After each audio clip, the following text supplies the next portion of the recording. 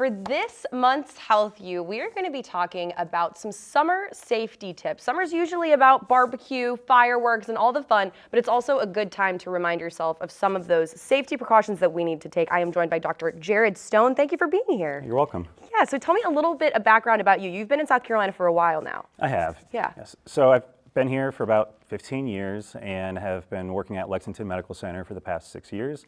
I'm one of the emergency physicians there. Yeah, very cool. So as an emergency doctor, I'm sure you see lots of firework-related injuries around this time of year.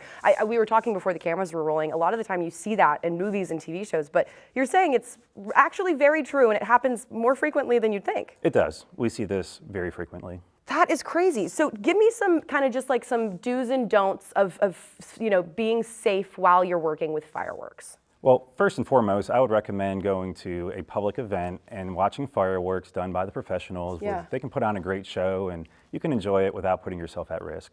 But fireworks are illegal here in South Carolina, Right. so if you do want to let off some fireworks, a few things that you should keep in mind. Never give the fireworks to children. They should not be letting those off. Of course. I would also recommend wearing safety glasses, keeping some kind of water nearby, protect your eyes and prevent any kind of fires.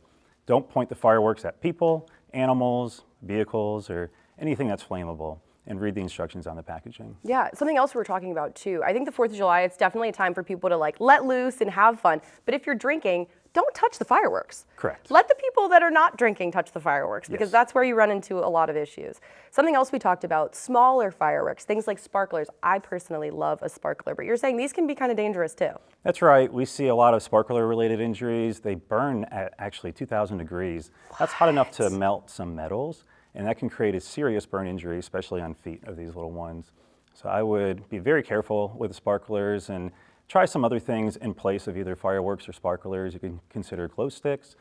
You could use some type of ribbon or some other like streamers for the children, and they can still enjoy the event. Yeah, absolutely, for sure. And really smart to know. I didn't even think about walking around barefoot, but again, during the summer, everyone is. And if something's burning on the ground, that's an injury right there. Correct. Another thing, that you and I were talking about is heat-related injuries. So not fireworks, but just for the summer here in general, what are those heat-related injuries that you see during the summer? Right, so the 4th of July and our summer in general, it gets very hot here. Yeah. And we see a lot of people in the emergency room from heat-related illnesses.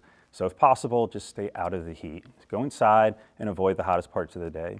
If you must go outside, drink some water, but avoid things that have a lot of sugar, caffeine, or alcohol.